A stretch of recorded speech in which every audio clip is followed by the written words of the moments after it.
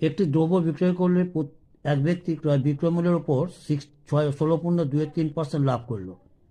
ক্রয় মূল্যের উপর লাভের হার কত হবে? এই হচ্ছে অপশন। অ্যান্সার কী হবে দেখো।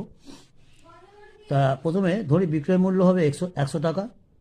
তা বিক্রয় মূল্য যদি 100 টাকা হয়, তাহলে ক্রয় মূল্য কত হবে না এত পার্সেন্ট কি লাভ করেছে, তাহলে বিক্রয় মূল্য থেকে কী হবে, লাভটা মাইনাস করলে যেটা বেরোবে সেটা হচ্ছে ক্রয় মূল্য। তাহলে এত টাকা। তার মানে 100 মাইনাস 16.2-3 করলে 83.1-3 250/3 হবে।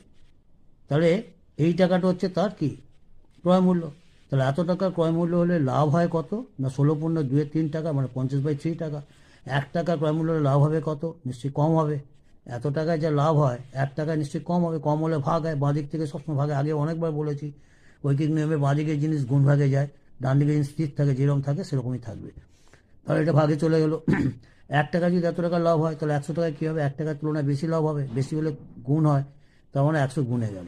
এবার বাই ক্যালকুলেশনটা ভাগ আছে, ভাগ চিহ্নটাকে গুণ চিহ্ন দিলে এই ভগ্নাংশটা উল্টে যাবে।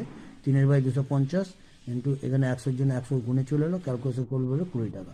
অর্থাৎ লাভ হবে 20 টাকা। 100 টাকায় লাভ হয় 20 টাকা। অর্থাৎ ক্রয় মূল্যে লাভের হার হচ্ছে কত, 20%। অর্থাৎ অপশন হবে B. B will be answer. Thank you. 20%।